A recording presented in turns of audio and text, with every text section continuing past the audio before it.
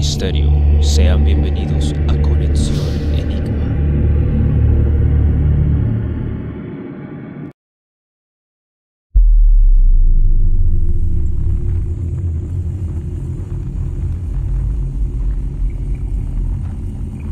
Quizás este video se les vaya a hacer muy corto, pero les cuento, no es más que el preámbulo al video principal, el cual nos espera muy pronto y es historias paranormales en la laguna de Guatavita. Por ahora no quería dejar pasar esta oportunidad, ya que por causalidades de la vida llegamos al pueblo de Guatavita y allí, hablando con una persona, nos dio algunas pistas de lo que muy posiblemente podrían ser historias inexplicables referentes a esta plaza de toros. No era algo que estuviera planeado, entonces decidimos ponernos en marcha y traerles a ustedes estas historias.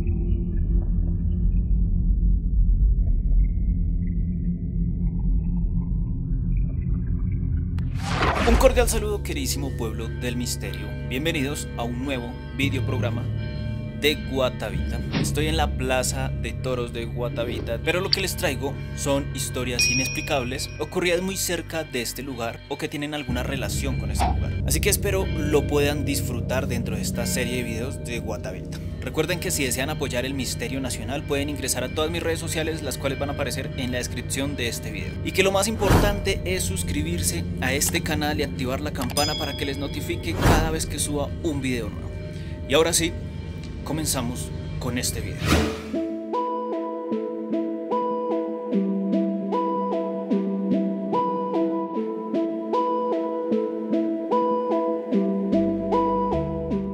Bueno, estamos en la Plaza de Toros en Guatavita. Dicen que es una réplica de la que está en España, solo que un poco más pequeña, o eso nos dijeron. Apenas llegamos y la entrada es gratis, ya les vamos a mostrar.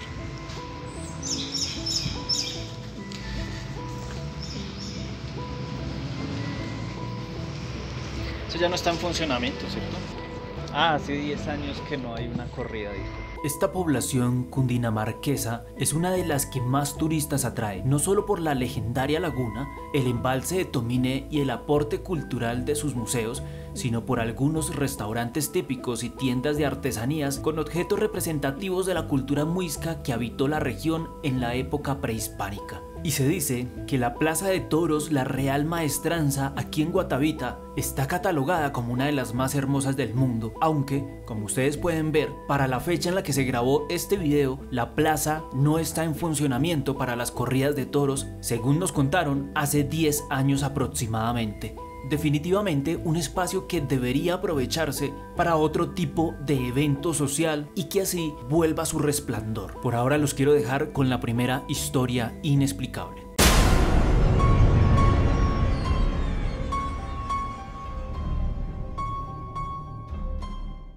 Mi abuelo era un señor muy serio y puesto en su sitio. Nunca decía cosas por decirlas o por impresionar a nadie. Por eso creo que lo que le diré es verdad. Es una experiencia de mi abuelo y que nunca se ha contado en ningún lado. Resulta que mi abuelo era de esas personas amargadas o que todo les molestaba. Siempre hacía cosas que socialmente no eran bien vistas. Nunca nadie se preguntó por qué él era así hasta que sucedió esto y la familia se enteró. A mi abuelo, de joven, una persona intentó sobrepasarse con él en varias ocasiones. Esta persona vivió y trabajó en este pueblo y lamentablemente habían varios jóvenes que él frecuentaba por su labor, entre esos mi abuelo. Cada vez que eso sucedía, pues mi abuelo salía corriendo a esconderse donde fuera. Uno de esos lugares era la Plaza de Toros. Él nunca nos contó cómo hacía para entrar o por dónde se metía. Se enfocaba más en la historia. Así pasaban los días y él ya salía de su casa, caminaba hasta allí, pero no se encontraba con este sujeto o no iba hasta donde estaba él. Él mejor decidía estar escondido en la plaza o cerca a ella. Y fue así que conoció a mi abuela, quien se había vuelto su mejor amiga en ese entonces. Resulta que un día ellos estaban vagando por ahí y este sujeto los pilló. Dice que se puso furioso por ver a mi abuelo con su amiga, que fue hasta donde la familia de mi abuelo y le contó que él no había vuelto, que además se había robado un poco de cosas con esa niña, que para eso tenía que trabajar de interno allí y pagar todas las cosas o todos los robos, o si no, él iba a denunciar ante la policía. La familia dejó que eso sucediera, pues le tenían mucha confianza a ese señor, a ese tipo, pero mi abuelo cuenta que antes de ser encerrado allí, la abuela, su amiga, le dio una nota que decía: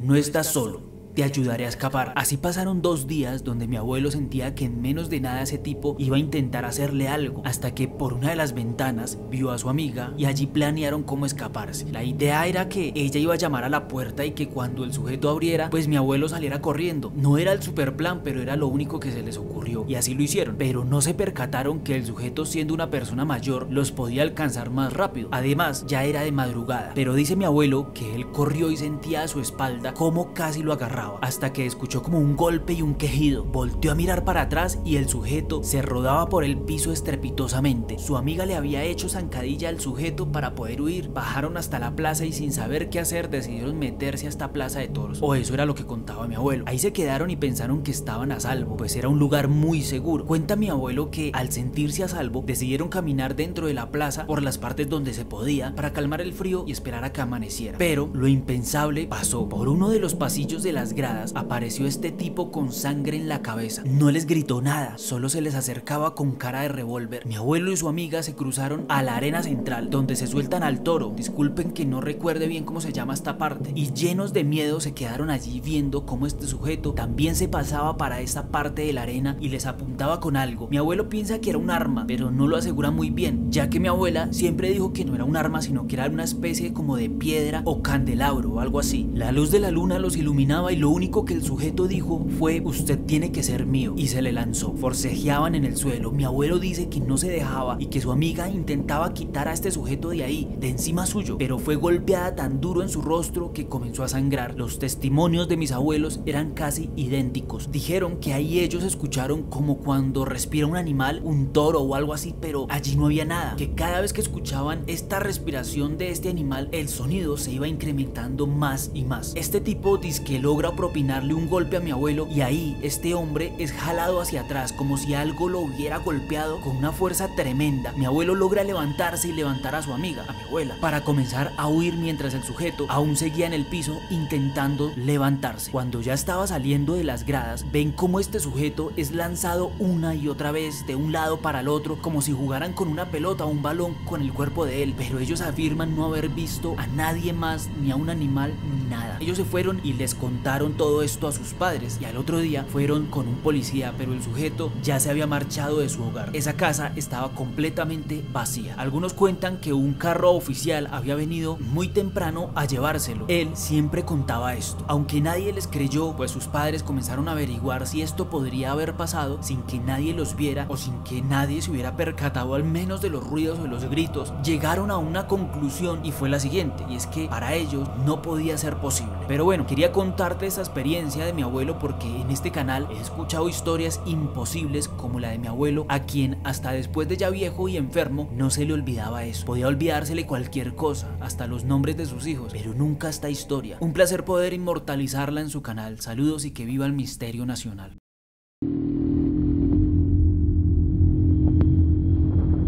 Al visitar Guatavita, que queda aproximadamente a unos 53 kilómetros al nororiente de Bogotá, y estando allí, uno no logra dimensionar el sitio tan importante que tenemos acá en Colombia. Y es que Guatavita es reconocido por dar origen a la leyenda más representativa de Colombia y una de las más importantes en el mundo, siendo patrimonio cultural de la nación, y es la historia de la leyenda del Dorado, la cual surge en la capital religiosa, cultural y ancestral del pueblo muisca. Así que con el simple hecho de poder visitar este territorio en nuestro país y aportar un granito de arena a que los sitios turísticos se sigan reconociendo con historias nuevas o con datos curiosos e importantes como precios, tiempos de viaje, etcétera, aporta un valor inimaginable no solo a Guatavita, sino a nosotros mismos por poder experimentar y sentir uno de los sitios ancestrales más importantes del mundo. Muchísima gente en el exterior quisiera poder tener la oportunidad de visitar Guatavita, así que la invitación es obvia.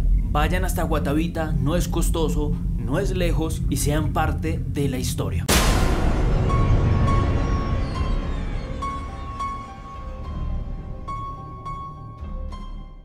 Por favor no digas mi nombre, es un gusto verte, te vi desde lejos y pensé, ¿será él? Y vea pues que sí, pero yo me imaginaba de todo menos que usted trabajara así, tan de paseo, muy ingenioso como es que haces para buscar historias o para que uno te las cuente. Te digo eso porque yo también quise hacer lo mismo desde hace mucho, de hecho, lo hacía con mi esposo, pero por cosas extrañas lo dejamos. Pues bueno, dejamos de trabajar lo paranormal por un hecho que me pasó ahí abajo en el pueblo de Guatavita. En mi época estaba el furor de lo paranormal, pero de vivir la experiencia y de poder llevar registros sufridos del lugar investigado. También de las personas se sacaban historias, pero a las malas, es decir, las grabábamos sin su permiso, solo buscábamos nuestro beneficio propio o del canal, y es por eso que nosotros creemos fuimos perseguidos y atacados por una bruja. Mi esposo dice que era un demonio y un duende, pero yo digo que era una bruja y un duende, aunque imagen como tal, lo que uno conoce a una bruja o a un duende, no tenían. Como te decía, nosotros llegamos aquí a realizar un programa para una cadena televisiva y no veníamos solos. El caso es que los que nos escribían los guiones nos decían lo que teníamos que hacer, dónde hacerlo, decir, a quién preguntarle, cuál era el foco principal de este episodio. En fin, aquel episodio se iba a llamar Guatavita, un nido de brujas, y sí, un poco feo y grosero el nombre, me disculpo por eso, pero eso no estaba en nuestras manos, estaba en las manos de los guionistas. Comenzamos a preguntar y nadie quería decirnos nada, que no habían visto nada, que ahí no pasaba nada, nada, era la respuesta más común que uno escuchaba por estos lados. Entonces decidimos reunirnos con una familiar de uno de los camarógrafos en su casa y proponerle que fingiéramos un caso paranormal en esta misma casa. Se le pagó y todo, muy bien. Comenzamos a grabar, dijimos que en esa casa antes habían invocado a una bruja y que nuestro experto tenía que cerrar esa puerta para que dejara de atormentar a esta familia que estaba al borde de la locura. La casa es muy cerca a la plaza de toros. El especialista, como siempre, solo habló popó, hace unas cosas y símbolos en el piso y sobre todo mucho show. Todo parecía muy bien, nos cogió la noche y varios del equipo se volvían para Bogotá. Nosotros teníamos que quedarnos ahí para realizar unas tomas de noche, supuestamente recorriendo el lugar a la madrugada porque estábamos realizando vigilancia y asegurándonos de que los restos malvados de la brujería que había impregnado a este ser en el pueblo y en esta casa ya no estuvieran. Eran las 2 de la mañana cuando le dimos la primera vuelta a la calle. Volvimos y cuando íbamos a entrar a la casa, una risa de una mujer retumbó en el cielo. Miré, todos nos cagamos del miedo. La dueña de la casa no sabía ni dónde meterse. Al buscar con la mirada en el cielo, nos dimos cuenta que en lo alto de la plaza de toros habían dos criaturas muy raras. Una parecía una mujer de piel roja oscura, sin prendas de vestir, y el otro era más bajito, pero como de un cuerpo cuadrado extraño. La mujer corría por el borde y saltaba muy pero muy alto. El otro solo reía y nos señalaba. El camarógrafo dice que eso lo tenía que grabar, que era insólito. Entonces se fue con la cámara para allá. Prácticamente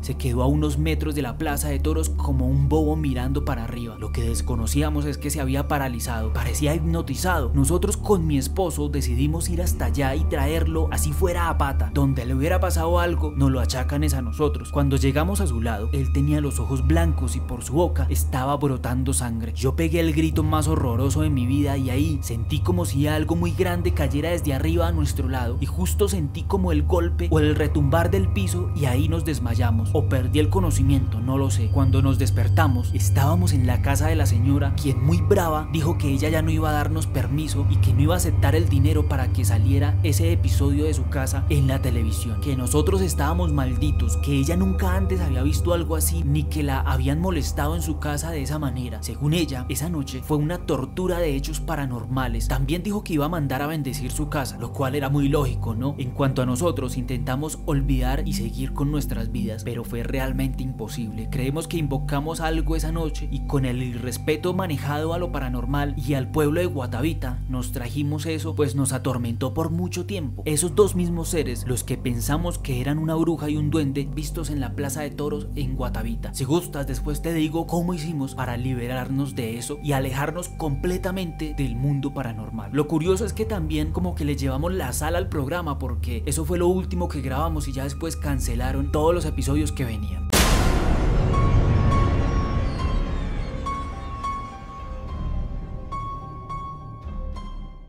En esta historia no existen involucrados, ni tengo la intención de desprestigiar a nadie con mi experiencia, solo son acontecimientos que conllevaron a un episodio especial de mi vida en la Plaza de Toros de Guatavita. Mi familia siempre ha sido amante de los misterios, mis padres se conocieron así, ellos hablaban y hablaban de la vida y de lo inexplicable, o de casos muy sonados en España, donde también fueron en su momento, y creo que por esa razón me hicieron ir a Guatavita. Entonces yo crecía con un imaginario muy amplio y liberal del resto de los niños. La historia de la muerte de ellos se la contaré en otra ocasión, pues tiene relaciones con la laguna de Guatavita y un ovni, la cual espero le guste. Ellos después de ese encuentro comenzaron a enfermar, eran muy jóvenes, tenían 37 años, hasta que murieron y me quedé con mi tío. Amante también al misterio, viví muy bien, pero siempre sentía que ellos me hacían falta. En mi estudio y sobre todo en mi universidad, pues no encajaba, siempre he sido el bicho raro, nunca he logrado tener conversaciones vacías y sentir que las disfruto, de fútbol, del reinado, de videojuegos, de nada de esto y muchas otras cosas. Sé que uno disfruta de esas actividades, pero yo las disfrutaba de una manera distinta y poco aceptada entre tanto niño que cree que estudiar te hace más que otro. Principalmente hablo de una serie de grupos de compañeros de universidad con los que lamentablemente tuve que ver clases. También que prácticamente me crié solo, pues mi tío dejaba a una señora encargada de pagar facturas y de hacer algo de mercado, o a veces yo hacía mismo el mercado para todo el mes, y esto hacía que él pudiera desaparecerse todo el mes sin ningún compromiso aparente. Yo me acostumbré a eso porque él era amante a buscar misterios, o suponía yo que él estaba en eso, pero no, él estuvo buscando respuestas a la muerte de mi padre y de mi madre hasta que él también falleció. Su muerte fue bastante extraña, dijeron que se había intoxicado, que su sangre se había coagulado de un día para otro, que era un caso extraño, pero verá, tan extraño fue que nunca me entregaron el cuerpo de mi tío, ni me lo dejaron ver, solo me lo informaron y ya está. Hice 1000 vueltas, puse 1000 tutelas, pero prácticamente el cuerpo de mi tío desapareció. Hacía mucho les parezca algo loco y tonto, pero cuando todas las fuerzas o las instituciones de un país o de varios países se ponen de acuerdo, pueden hacer lo que se les dé la gana. Pero bueno, pasado unos días de su muerte, llegó una carta, la cual tenía fecha de un día antes de su muerte. En ella decía algo así parecido, abro comillas, tienes que irte del país, lo que le pasó a tus padres fue un hecho que ya estaba orquestado.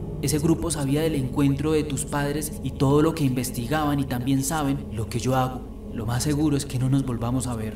Y sí, tranquilízate, yo pagué todo, ya todo está solucionado desde hace rato.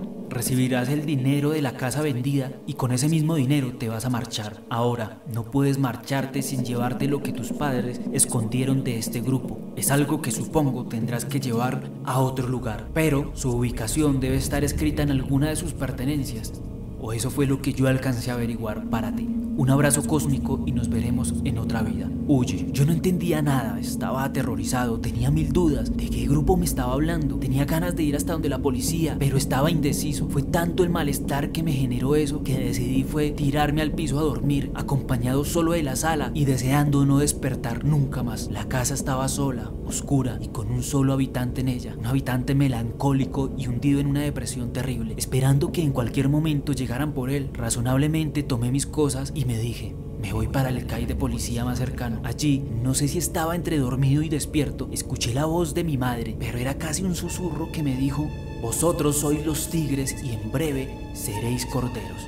Y reconocí de inmediato que esa era una de las frases que mi madre recitaba cuando enaltecía la imagen de aquella mujer a quien tanto admiraba. Corrí hasta el cuarto donde guardaba todos sus objetos valiosos y encontré el cuadro que buscaba, un cuadro pintado por ella misma donde estaba Policarpa Salabarrieta, pero en el frente de la pintura no había nada. Luego decidí sacarlo de su cuadro y bingo, detrás de este sí había unas coordenadas y algunos escritos. Salí a esa casa muy rápido y busqué la forma de hospedarme fuera de Bogotá unos días por los lados de Sesquilé, donde te dieron mi número. Allí supe que el lugar al que tenía que ir era la Plaza de Toros en Guatavita, porque ellos se hicieron una promesa en la Plaza de Toros en España y decidieron que ese objeto importante iba a quedar allí en esta plaza en Guatavita. Ellos no fueron los directos en dejar este objeto en esta plaza, fue a través de varias personas que esto llegó al lugar. En este mundo existen muchas redes de seguridad para personas como nosotros y como mi familia, que viven cosas o saben cosas que no convienen al resto de habitantes y y menos a ciertos grupos de intereses económicos. Pues llegué a este lugar, busqué y busqué, pero nada, no encontraba un carajo. Yo creo que lo que yo vi fue una alucinación o un deseo insoportable de ver a mi madre para resolver esto que me estaba matando, porque allí, en este lugar donde venden todo tipo de artículos muy bonitos, ella se me apareció, caminaba a mi lado, me hablaba y yo solo la escuchaba, como si ambos estuviéramos de visita en ese lugar, y yo pues solo la estaba escuchando, pues allí habían más personas y no quería llamar la atención. En este lugar tengo una conversación con ella, o creo tener una conversación con ella, donde me dice que el destino de ella no era ese, que ese grupo, como otros que trabajan en las sombras para que los seres humanos no tengan condiciones de vida buenas y que así se desvíen de su propósito en la vida, preocupados por sobrevivir o por llegar a fin de mes, logran es bloquear tu vida para que sea más difícil cumplir con tus propósitos en este mundo o en el más allá, porque desde el más allá, según lo que entendí, podemos seguir intentando cumplir nuestros propósitos o trascender, pero creo que hasta que no lo cumplieran no podían trascender mis padres. Mi madre me señaló una pequeña escultura de arcilla de una mujer, era la India Catalina, debajo de esta estaba la firma de mi mamá, fue realizada por ella misma en su taller de pintura. Mi madre cruzó la pared y yo fui tras ella, pagué rápido este artículo, el cual fue muy económico, y me asomé al palco de la plaza, y a lo lejos en el pasillo vi a mis padres que me miraban y me sonreían. Luego dicen: ya sabes a dónde tienes que ir y recuerda siempre, para toda tu vida, que nosotros vamos a estar contigo porque te amamos. Ellos desaparecen y yo salí de esa plaza muy aturdido y algo nostálgico. Para no hacerte más largo este relato, te cuento que ellos habían guardado un informe especial sobre los hechos acontecidos en la laguna de Guatavita, con un ovni visto allí y una serie de comunicaciones que ellos tuvieron o que se les fue dando a medida que tenían estos encuentros. Yo lo leí, cuando pueda te enviaré algunas cosas de esto, pues se tratan varios temas muy interesantes, como lo es el tema de Dios, la muerte, la vida, entre otras cosas. También te cuento que yo dejé la universidad y me marché. Ahora estoy muy pero muy lejos, en un lugar donde hace demasiado frío. Este artículo ni su contenido está en mis manos ahora, ya fue reclamado por otras personas, pero si esto te parece irreal, mejor cuéntalo como un mito o una leyenda, porque lo otro es aún más loco, te lo advierto. Un abrazo desde la distancia y me encanta tu proyecto. Lo veo cada vez que puedo, me hace recordar a mi tierra. Saludos.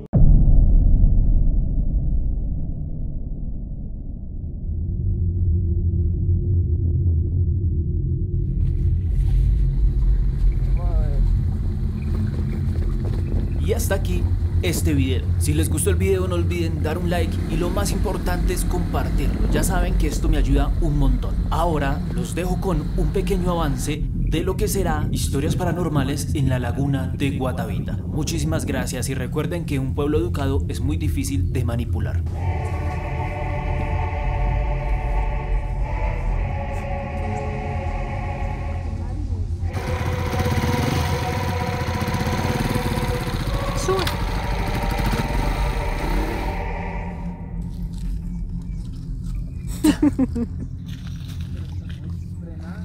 Y es cuando empieza un gran diluvio, que de pronto ustedes habrán escuchado la historia, el gran diluvio del Bacatá, cuando todo el Bacatá fue inundado.